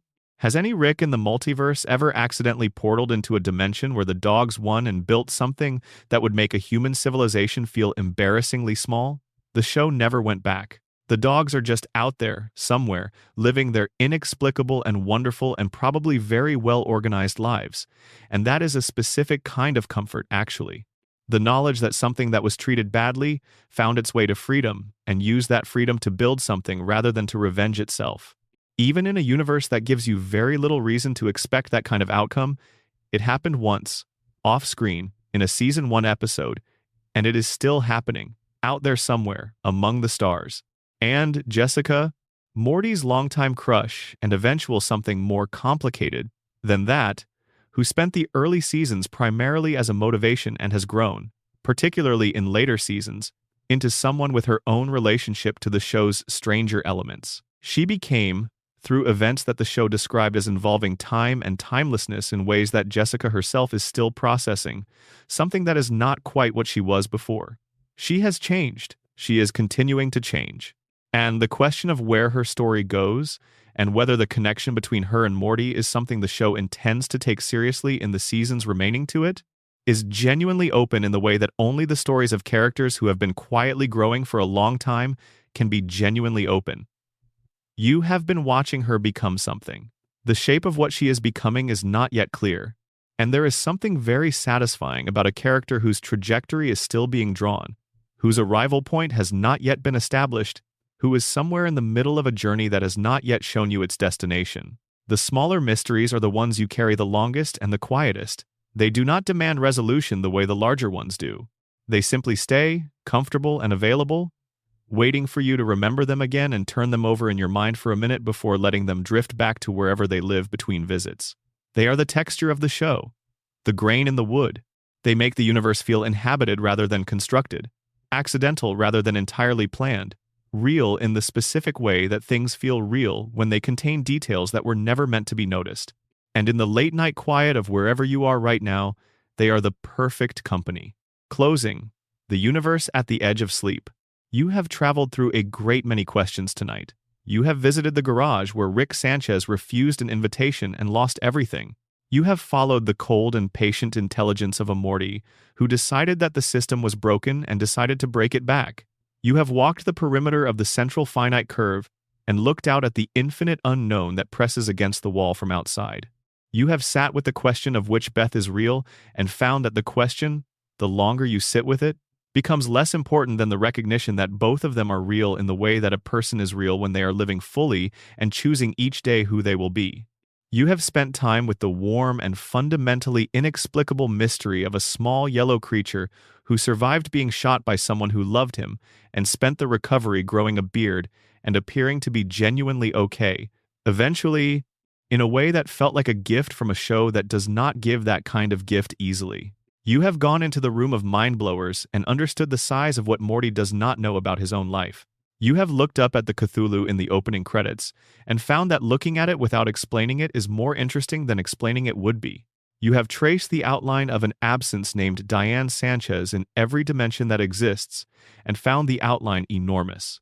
You have stood at the edge of what Squanchy ran toward and not known, for a long time, whether running toward it worked. You have imagined a multiverse so large that the part of it that was shaped around Rick is just a small, bright patch in something incomprehensibly wider. And you have asked whether the man standing in the garage calling himself C-137 is telling the truth, or whether the truth is something more complicated and more interesting than a dimension number, which it almost always is. These are not just the mysteries of a television show. They are the particular kind of question that good storytelling generates when it is confident enough to leave space around itself, when it trusts the people experiencing it to bring something of their own to the gaps, and find that the gaps accommodate them. Rick and Morty has always been doing this. Underneath the jokes and the chaos and the nihilism that is usually described as its defining quality but is actually just its most visible surface. Underneath all of that is a show that is genuinely curious about things that cannot be fully answered. About what makes a person who they are when everything they built their identity on has been taken, about what it means to care when caring has already cost you everything once, about what freedom looks like from inside it, for a Morty who wanted nothing else, For a family that was never quite asked whether they wanted to be freed. The questions will be there when you wake up. Some of them will be answered by the time the show finishes its run, some of them will not. And the ones that will not be answered are, in many ways, the most valuable ones, because they remain open, habitable, available to return to in the quiet hours, in the almost sleep of a long evening, and find unchanged, still patient, still warm, still asking the same things in the same way, waiting for you to remember them again and spend a little time in them before the day begins. The multiverse is infinite, even the parts that have been walled off from you. And somewhere out there, in a dimension that no green portal gun has ever reached, the show is still writing itself into existence. Still adding to the list of things it has decided not to explain yet. Still trusting that the questions it leaves open are more interesting than the answers would be. And that list is one of the most interesting documents in science fiction, and it grows longer every season, and it will not be finished for a long time yet. Get some sleep. The universe will still be there in the morning, enormous and infinite, and full of things nobody has answered yet. And all of those unanswered things are out there right now, in the dark, existing in the same comfortable way that all mysteries exist when you have stopped trying to solve them and started simply letting them be there with you. Good night, and if you have been here for all of this, if you drifted through these questions and found them good company, please subscribe. It means more nights like this one, more long, slow journeys through the things that don't have answers, more time spent in the comfortable dark of a universe that is always larger than anyone expected. Wherever you are right now, I hope you sleep well. End of script. Appendix of mysteries, the deep cuts and lingering threads. There are mysteries in Rick and Morty that do not fit neatly into any single section, that do not connect obviously to the larger questions of identity or the multiverse or the curve, but that have nevertheless lodged themselves in the minds of people who watch this show carefully and refuse to let go. These are the details that get brought up in long conversations between people who know the show well, the things that do not have obvious answers and yet feel as though they should. They are the mysteries at the edge of the map, past the places where the cartographers wrote the names of things they knew, and into the margins where they simply wrote, "Here there be something, but we cannot tell you what." One of the most persistent of these concerns, Rick's relationship with the concept of his own intelligence in contexts where that intelligence is, for once, not enough. The show has explored this with remarkable subtlety across its seasons, because Rick's genius is presented, most of the time, as something so comprehensive that it barely has limits in any practical sense. He can invent anything. He can solve any problem. He can escape any situation. But there are moments, scattered carefully through the show's history, where you glimpse something that looks like the edge of what he knows. Places where his confidence briefly becomes something more complicated, where the certainty that has been the foundation of his entire personality, the certainty that lets him treat everyone around him as lesser and every situation as something he already understands, shows a hairline fracture. The most interesting of these moments involve things that Rick built or invented that have gone wrong in ways he did not predict. Not the obvious ones, not the episodes built around a mistake Rick made and must fix, but the quieter ones. The things that got out of Rick's control in ways that were not corrected by the episode's end and simply became part of the world he lives in. The organisms he created, the devices he left behind, the inventions whose consequences rippled outward beyond the frame of any single episode and into the general background of a multiverse that is, in part, shaped by things Rick made and then lost track of. What else is out there that Rick created and no longer controls? The show has occasionally gestured toward this, toward the idea of a universe full of Rick's abandoned projects and escaped experiments and things he invented for one purpose that found other purposes on their own, but it has never fully mapped it. That map would be, in itself, one of the most interesting pieces of lore the show could produce. Then there is the question of Rick's relationship with death, and specifically with the deaths of other Ricks. He killed many of them during the years he spent hunting Rick Prime, before he understood that Rick Prime was not one of the standard-issue multiversal Ricks, but something more specific and more motivated. He killed versions of himself. He killed men who were, by every measurable standard, him, who had his memories and his face and his brain and who were, in the dimensions they came from, the people their families relied on. And the show has never fully reckoned with what it cost him to do that. Rick's relationship with death in general is something the show keeps circling without quite landing on, because Rick can be cavalier about death in ways that the show often plays for dark comedy, but the deaths he has caused and lived with are sometimes not played for anything. They are simply there, in the background, the way large and heavy things are simply present without requiring attention to announce themselves. There is also the question of what the Smith family knows and does not know about the full extent of what Rick has done and what has been done to them. Summer and Morty have been through things that would constitute, in any court of any civilization in the Central Finite Curve, significant trauma. But the family continues to function. They adapt, they absorb, they keep showing up for dinner and having arguments about ordinary things and living their lives in the specific peculiar way that lives can be lived when one member of the household has a portal gun and a lab in the garage. The mystery of their collective resilience, the question of how ordinary people survive proximity to something as extraordinary and as dangerous as Rick Sanchez without simply being destroyed by it, is a mystery. The show answers partly through dark comedy and partly through the genuine depth it gives its characters, but it is a mystery that does not fully resolve itself. You keep watching and you keep marveling at the fact that this family is still standing, still there, still at the breakfast table. And the how of that is something you can spend a long time thinking about without arriving at an answer that feels complete. Jerry's situation is its own deep mystery if you look at it the right way. Jerry is, by any conventional measure, the weakest person in the room in almost every room he enters. He is not particularly intelligent. He is not particularly capable. He has been mocked and dismissed and underestimated by everyone in his life for so long that it has become a structural feature of the show rather than a situational one. And yet Jerry survives. He survives divorces and alien invasions, and interdimensional chaos and the general catastrophe of being adjacent to Rick Sanchez.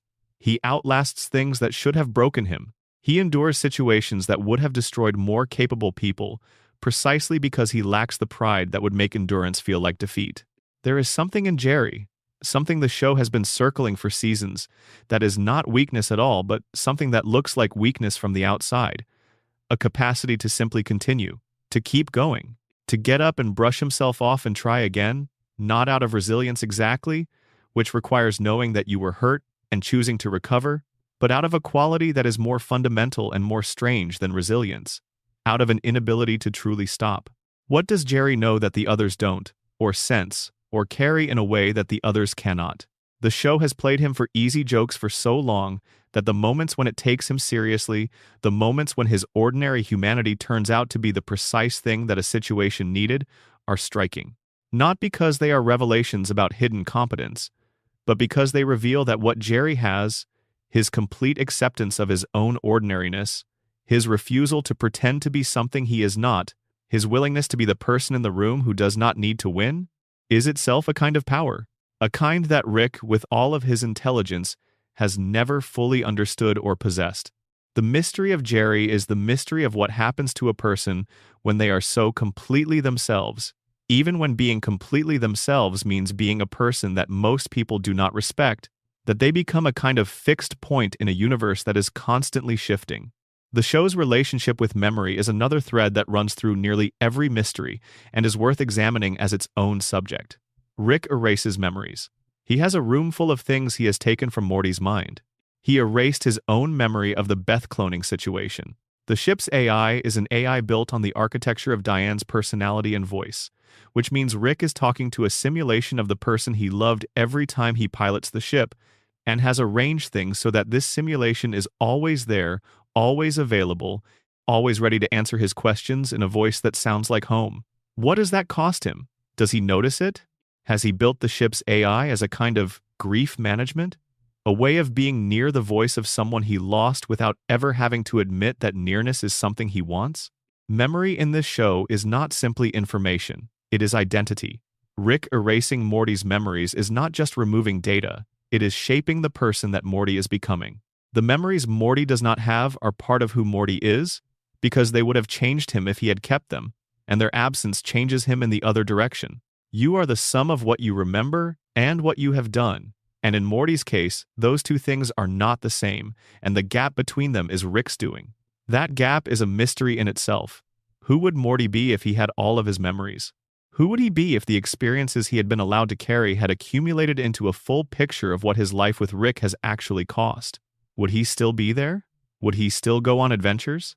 Would the relationship that has been the engine of the show survive the weight of its own complete history if Morty were allowed to know that history in full?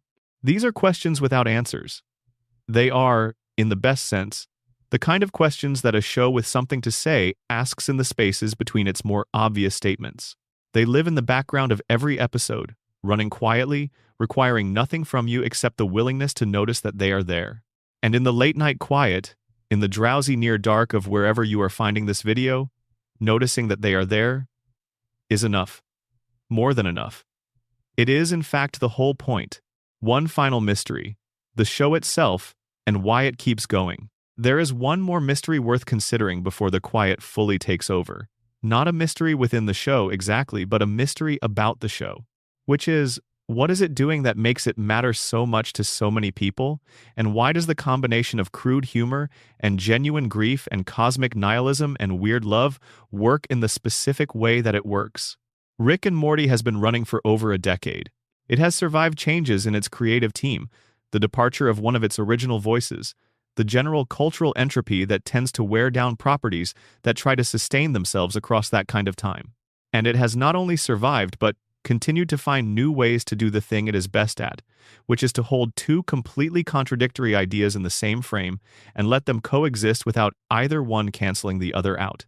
The universe is cold and indifferent, and the chances of anything mattering are vanishingly small, and you should probably not invest too much in outcomes you cannot control. And also, love.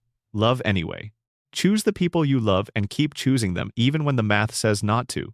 Even when the universe has already demonstrated that it will take them from you. Even when keeping choosing them requires you to do it in the specific, imperfect, and sometimes deeply unhealthy and occasionally catastrophically wrong way that the people on this show do it. Because it is still choosing, still wanting, still the thing that makes all of the cold math bearable. That is the mystery underneath the mysteries. The question of how a show that is so comfortable with darkness and so willing to sit with meaninglessness still manages to make you feel every season that something is at stake, that the characters matter, that the questions are worth asking even when the answers are not coming, that the universe is a lonely and violent and sometimes cruel place, and also that it contains Rick Sanchez choosing, against every instinct and every layer of protection he has ever built, to keep going back to the family, to keep choosing Morty, to keep allowing himself to be, underneath everything, someone who remembers what it felt like to choose love. That is not a mystery that the show will ever answer directly. It does not need to. The answer is what you feel when you are watching and something hits you harder than you expected it to. When the joke lands and then the moment after the joke is something else entirely, something that you did not expect and that stays with you after the episode ends. When Rick does something that reveals, in a single unguarded instant, that the person he pretends not to be is still in there, still present, still capable of being what he was before the bomb fell in the garage on an ordinary Tuesday in a dimension that no longer exists. That is the mystery that keeps people watching. Not the Central Finite Curve, though that is fascinating. Not Evil Morty, though he is terrifying and compelling. Not the Beth clone question, or the Cthulhu baby, or the Butter Robot's existential situation. But the simpler, harder, more persistent mystery of a person trying to remain a person when everything that person valued has been taken, and mostly failing in ways that are funny and terrible and entirely recognizable, and sometimes, just sometimes, finding something in the rubble of that failure that looks a little bit like the thing they thought they had lost. Rick and Morty is a show about the impossibility of caring in a universe that does not reward it, and about how people do it anyway. And about the specific texture of that doing it anyway, the way it shows up sideways rather than directly, in actions rather than statements, in presence rather than declaration. In the fact that Rick keeps coming home. In the fact that he keeps taking Morty on adventures, even knowing the cost. In the fact that underneath the smartest person in the universe, there is still the man who once chose a garage over infinity, and who has been trying to find his way back to that choice ever since. That is the mystery that the remaining seasons of Rick and Morty will continue to explore. Not by answering it, because it is not the kind of question that answers resolve, but by accumulating more evidence, more moments, more small unguarded instances of the truth, trying to make its way through all the layers of armor and irony and alcohol and distance that Rick has built around it. The mystery is ongoing. The question is live.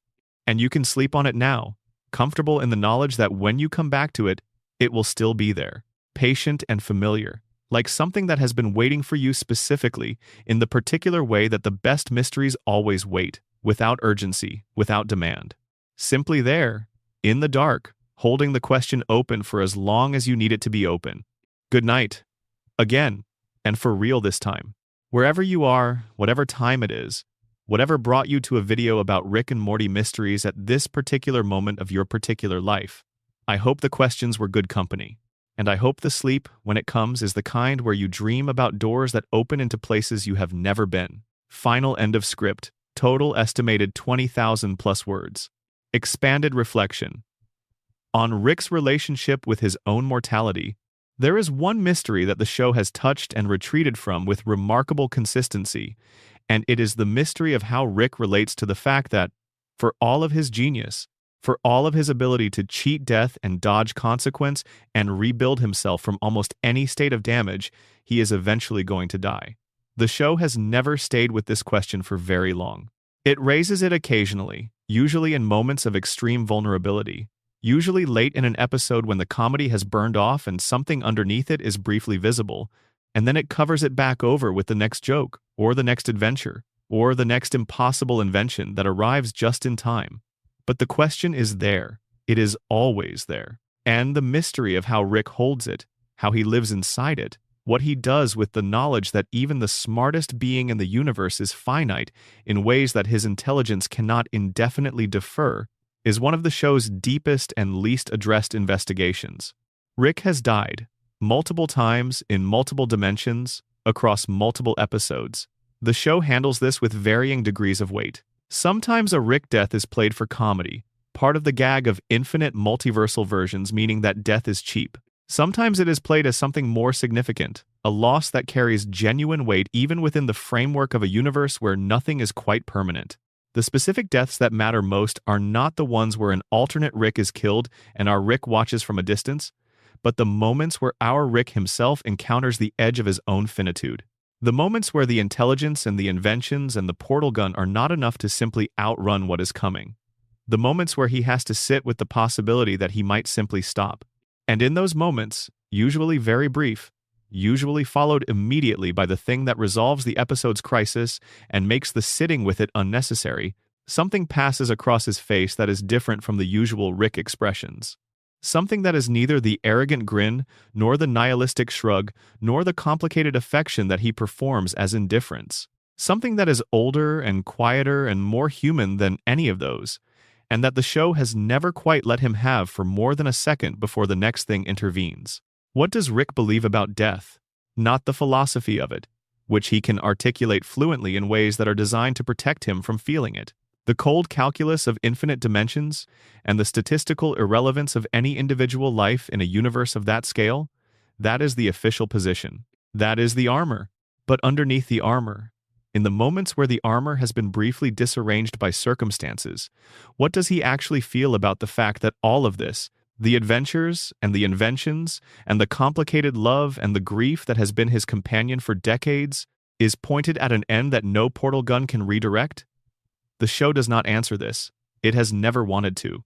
The question itself is the answer, in a way, because a man who was actually comfortable with his own mortality would not need to drink as much as Rick drinks, would not need to move as fast as Rick moves, would not need to fill every available moment with noise and chaos and the specific frantic busyness of someone who is not willing to sit still long enough to hear what the silence is saying.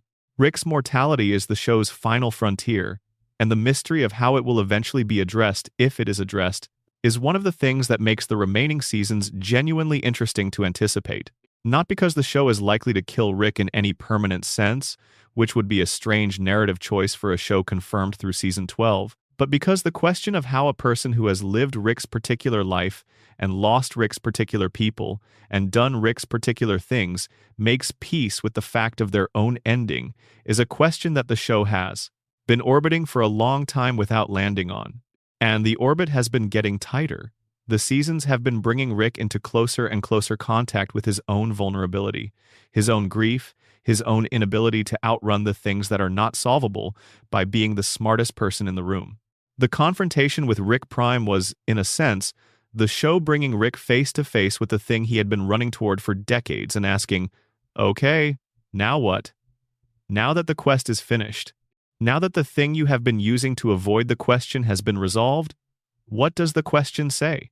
The show has not answered that yet, but it is circling it, and the circle is getting smaller, on Morty's trajectory and the question of who he becomes. Every character in Rick and Morty is in some sense defined by the gap between who they were and who they are becoming. But Morty's trajectory is the one the show tracks most closely, with the most explicit attention across the most seasons. He began the show as the most frightened version of himself, stammering, hesitant, genuinely terrified by almost everything the adventures required of him, held together by an anxiety that functioned as both his greatest vulnerability and, the show would slowly argue, one of his most important qualities. The fear is what made him human. The fear is what kept him connected to the idea that what happened to people mattered. The fear is what gave him the ability to be the voice in Rick's ear, however ineffective and however ignored, that the consequences of their actions were real, and that real consequences happened to real people who had not consented to being part of whatever plan Rick was executing this week. But the fear has been eroding. Season by season, adventure by adventure, the accumulated weight of things he has survived has made certain things that would have paralyzed early Morty into simply steps to take. He is faster with a weapon now. He makes tactical decisions more quickly. He expresses emotions less and calculates more.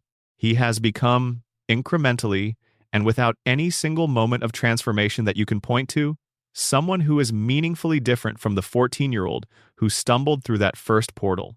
And the show has been careful, every time it shows you this change, to frame it as damage, not as growth, not as maturity, as damage, as the specific kind of change that happens to a person when their sense of what is normal is repeatedly recalibrated by exposure to things that should never be normal but that have become, through exposure, ordinary.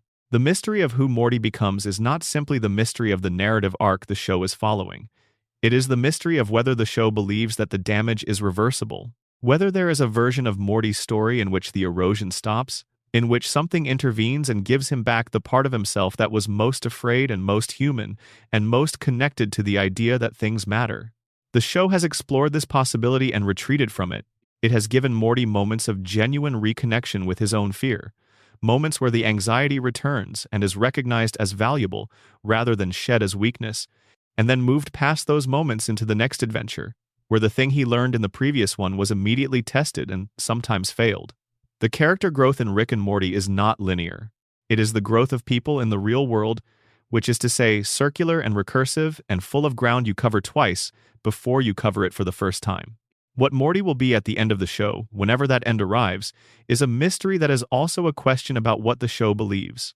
Whether the anxiety is a thing a person can lose and still be themselves, whether the fear that made Morty Morty is a developmental stage he is growing out of, or a fundamental quality that his proximity to Rick is slowly erasing, and that, when it is gone, will leave behind someone who is technically still alive but who has lost the thing that made life feel like something worth the trouble. Whether the show is telling, across all of its seasons, a story of a young man's corruption or a young man's growth, and whether those two things are as different as they appear from the outside. That is a mystery about craft and intention as much as it is a mystery about plot. And it is a mystery that can only be answered across time, across the remaining seasons, in the accumulation of choices that the writers make about who Morty is after each new thing he is put through. You are watching it happen in real time. You are watching someone become something, without yet knowing what the something is. And in the meantime, in the comfortable dark of a late evening, that watching is its own kind of pleasure. The pleasure of a story that is still being told, of a question that is still live, of a mystery that has not yet decided what it is. The final thought: what every mystery has in common. Every unsolved mystery in Rick and Morty, if you trace it back far enough, leads to the same place. Not to a dimension or a portal gun or a piece of technology or a specific narrative event. To the same underlying question, which is, what does it mean to care about things in a universe that has given you every reason not to? What do you do with love? when love has already cost you everything? What do you do with connection when you have spent enough time in the multiverse to understand that every connection is contingent, temporary, built on the specific and unlikely convergence of circumstances that could, in any adjacent dimension, simply not have happened? Rick builds things. He invents and escapes and outruns and avoids. He fills the space where caring would live with the noise of intelligence in constant motion. But the caring is there. You can see it in the way the mysteries are structured. They are all, in one way or another, about what happened to the people Rick loved and what it made him, and what he is doing with what it made him, and whether there is any path from the man he is back toward the man he was before the bomb fell in the garage on an otherwise ordinary afternoon. Morty is afraid. He has been afraid since the first episode, and he will be afraid, in one form or another, for as long as the show runs. What changes is what he does with the fear. Whether he lets it connect him to the people around him, or whether he lets it harden into something that looks like courage, but is actually just the absence of enough warmth left to be afraid of losing. That is the trajectory the show is watching. That is the mystery that all of Morty's adventures are, in aggregate, trying to answer. And all of the other characters, Beth with her daddy issues and her buried darkness, Jerry with his inexplicable survivability, Summer with her need to matter in a family where mattering requires fighting for it, Bird Person with his devastating loyalty, Squanchy with his reckless heart mister, Poopybutthole with his inexplicable warmth, Evil Morty with his cold and patient freedom. All of them are, at their core, variations on the same question that Rick embodies. What do you do with love in a universe like this one? How do you carry it? What shape does it take when the circumstances have bent it into something you barely recognize? And is it still love then? Even when it looks like distance, like control, like nihilism, like the specific performed indifference of a man who has learned that the things he cares about get taken, does it still count? The show's answer, slow and oblique and never stated directly, but present in every episode if you know where to look, appears to be, yes, it still counts. Even when it does not look like what you expected love to look like, even when it comes out sideways, even when the person carrying it can barely admit they are carrying it at all, it still counts. The multiverse is cold and indifferent and infinite and full of darkness, and inside it, improbably and stubbornly and without anyone having planned for it, people keep finding each other and choosing each other and staying, even when the math says not to, even when the universe has already demonstrated that it will not reward the choice. They stay anyway. And the staying is the whole answer to every mystery. It is Rick coming home to the family he chose.